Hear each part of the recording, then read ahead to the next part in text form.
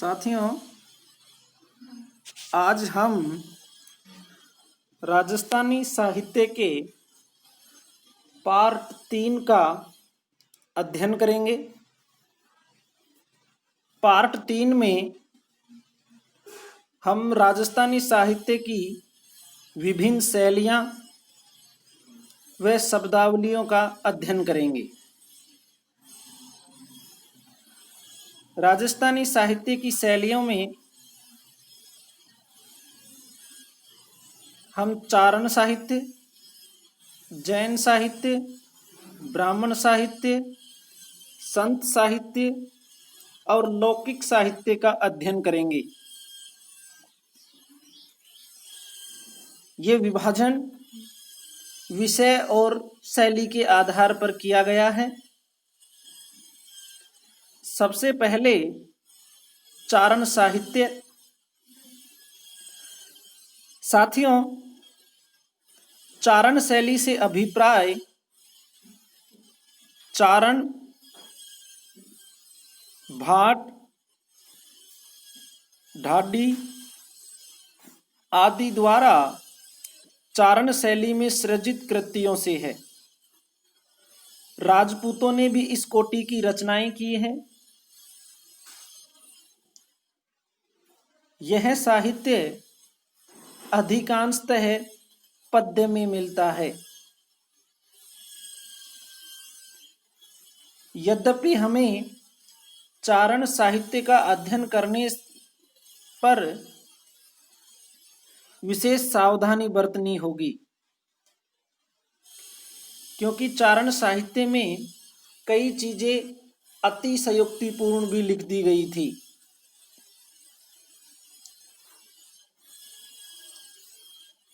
जैन साहित्य जैन धर्मावलंबियों तथा जैन धर्म से प्रभावित साहित्यकारों द्वारा रचित धार्मिक साहित्य जैन साहित्य माना जाता है। राजस्थानी का जैन साहित्य गद्य और पद्य दोनों रूपों में मिलता है। इस वर्ग के प्रमुख ग्रंथ धूर्ताख्यान, जो कि हरिभद्र सूरि द्वारा लिखित है, उद्योतन सूरि का कुवलयमाला ग्रंथ प्रमुख हैं। ब्राह्मण साहित्य के अंतर्गत बैताल 25, सिंहासन 32, हितोपदेश प्रमुख हैं। ब्राह्मण कवियों में नरपति नालय का बीसलदेव रासो, श्रीधर व्यास का रणमल छंद, पद्मनाभ का कानड़देव प्रबंध और हमीराइन राजस्थान में रचित प्रमुख ब्राह्मण साहित्य हैं।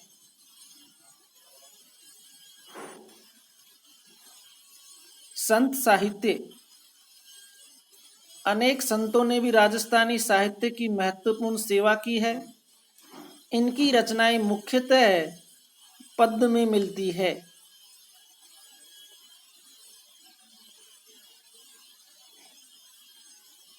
साथियों, दादू, मीराबाई, जसनाथ जी, सुंदरदास जी, नरसिंह मेहता, जाम्भोजी आदि की वाणियों से राजस्थानी साहित्य वास्तव में पल्लवित हुआ है। इन संत महात्माओं का जीवन परिचय जिस पदबद्ध रचना में मिलता है उसे राजस्थानी भाषा में पर्ची कहा जाता है।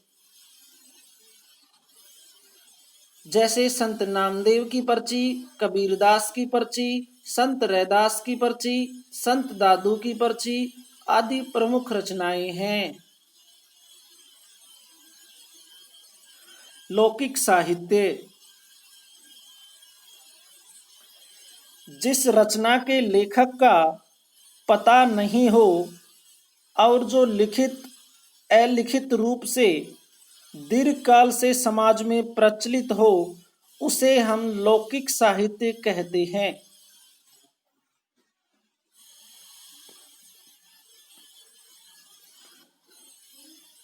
लौकिक साहित्य को जन काव्य साहित्य भी कहा जाता है। इनके अंतर्गत लोकगीत, गाथाएं, प्रेम गाथाएं, लोक नाट्य, पहेलियां, कहावतें शामिल की जाती हैं। ढोला मारूरा दूहा प्रसिद्ध लोक काव्य है। ये राजस्थानी साहित्य की प्रमुख शैलियां थी। अब हम राजस्थानी साहित्य के प्रमुख शब्दावलियों का अध्ययन करेंगे। सबसे पहले कक्का।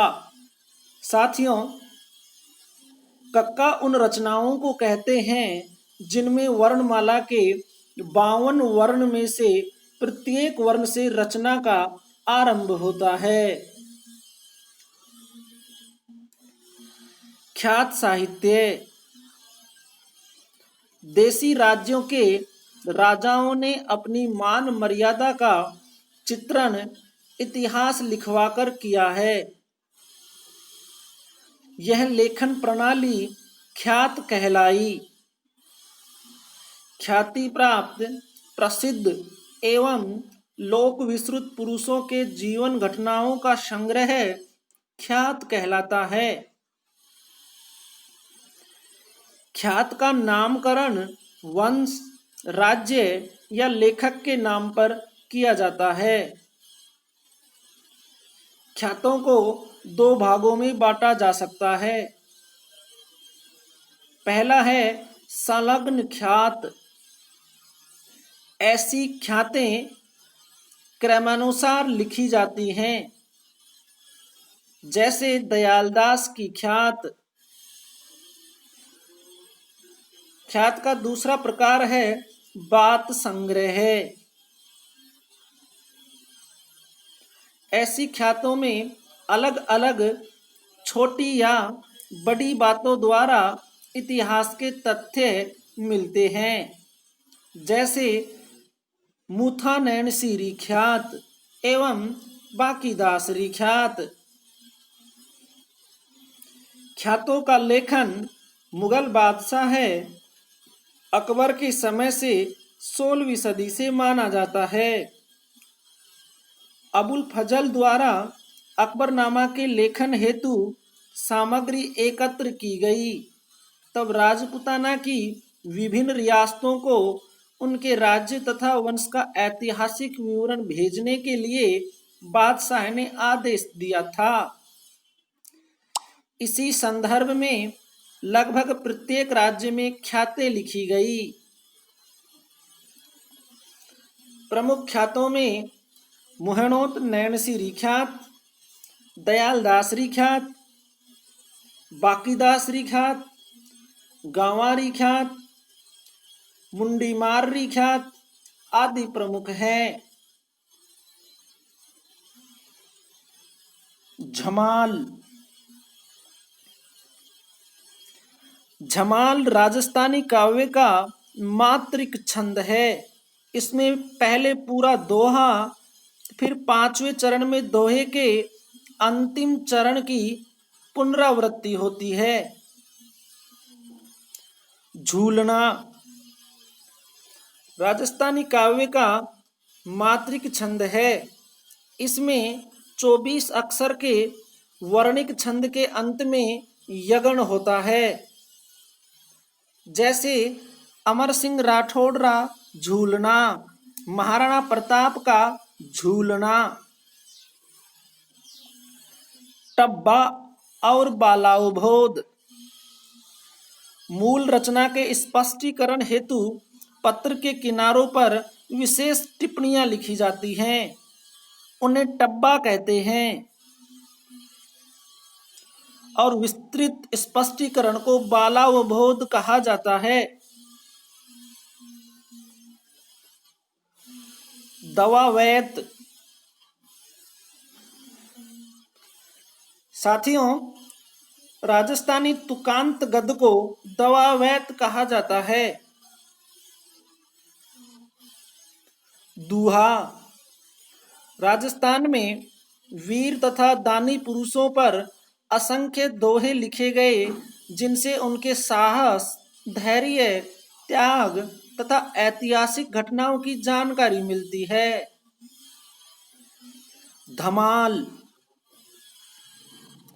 राजस्थान में होली के अवसर पर गाए जाने वाले गीतों को धमाल कहा जाता है। पर्ची, जैसे कि अभी थोड़ी देर पहले ही मैंने बताया, संत महात्माओं का जीवन परिचय जिस पद रचना में मिलता है उसे राजस्थानी भाषा में पर्ची कहा जाता है। उदाहरण के लिए संत रैदास की पर्ची। प्रकाश, किसी वंश अथवा व्यक्ति विशेष की उपलब्धियों या घटना विशेष पर प्रकाश डालने वाली कृतियों को प्रकाश कहा जाता है। जैसे किशोरदास की राज प्रकाश। प्रशस्ति, मंदिरों, दुर्ग द्वारों, स्तंभों आदि पर प्रशस्तियां उत्कीर्ण मिलती हैं। इनमें राजाओं की उपलब्धियों का प्रशंसा युक्त वृत्तांत मिलता है, इसलिए इन्हें प्रशस्ति कहा जाता है। बही, एक विशेष प्रकार की बनावट के रजिस्टर को बही कहते हैं, जिसमें इतिहास संबंधी कई उपयोगी सामग्री दर्ज होती है। राव, पंडे, पुजारी व बड़वे अपनी बही में आश्रयदाताओं के नाम और उनकी मुख्य उपलब्धियों का जिक्र लिखते हैं। बात, समाज में प्रचलित प्रेरणास्पद लोक गाथाओं का लिखित स्वरूप बात कहलाता है। राणा प्रतापरी बात, राव मालदेवरी बात इत्यादि प्रमुख बातें हैं।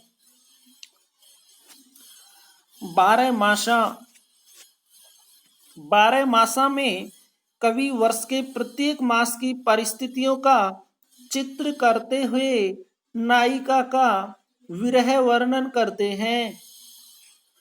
12 मासा का वर्णन प्राय आषाढ़ महीने से प्रारंभ होता है।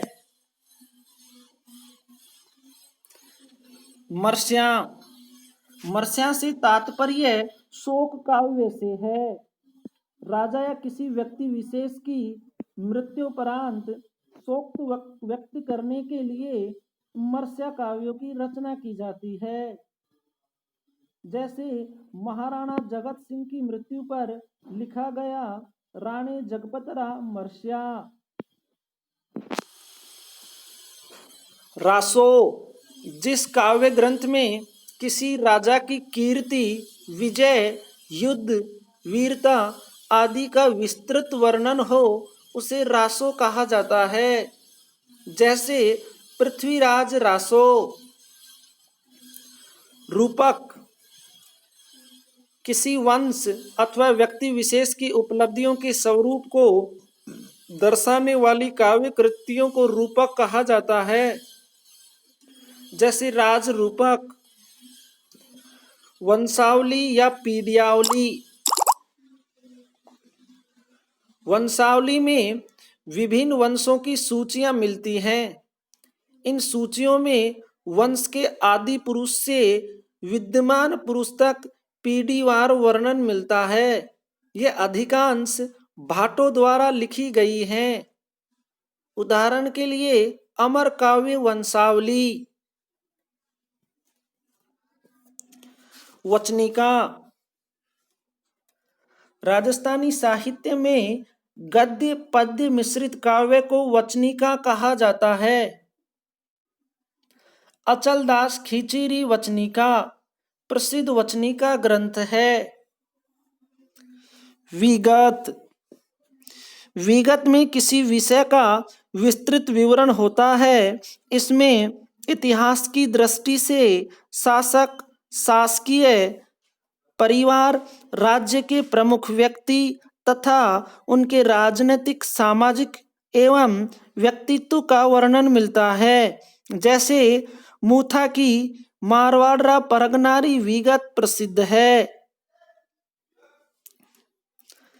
विलास, विलास काव्य कृतियों में राजनीतिक घटनाओं के अलावा आमोद प्रमोद एवं सामाजिक पहलुओं का अध्ययन होता है। वेली, वेली का अर्थ है लता। ऐतिहासिक वेली ग्रंथ वेलियों में छंद लिखे हुए हैं। इन वेली ग्रंथों से राजनीतिक घटनाओं के साथ साथ सामाजिक धार्मिक मान्यताओं की भी जानकारी मिलती है। शबद, संत काव्य में गेय पदों को शबद कहा जाता है। साखी, साखी का मूल रूप साक्षी है। साक्षी का अर्थ आंखों देखी बात का वर्णन करना है। संत कवियों ने अपने अनुभूत ज्ञान का वर्णन किया है। कबीर की साखियां प्रसिद्ध हैं। श्लोका, श्लोका संस्कृत के श्लोक शब्द का बिगड़ा रूप है। राजस्थानी भाषा में धार्मिक, ऐतिहासिक और उपदेशात्मक श्लोके लिखे मिलते हैं। हकीकत, हकीकत का अर्थ वास्तविकता से है।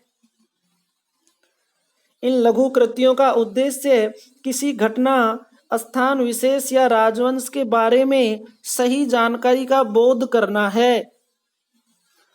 हाड़ारी हकीकत, बीकानेरी हकीकत महत्वपूर्ण हकीकत ग्रंथ हैं। राजस्थानी साहित्य का तीसरा पार्ट पूरा हुआ। अब आगे हम राजस्थानी साहित्य के चतुर्थ पार्ट का अध्ययन करेंगे, जिसके अंतर्गत राजस्थानी साहित्य के महत्वपूर्ण ग्रंथों का विस्तृत अध्ययन करेंगे। तब तक के लिए धन्यवाद।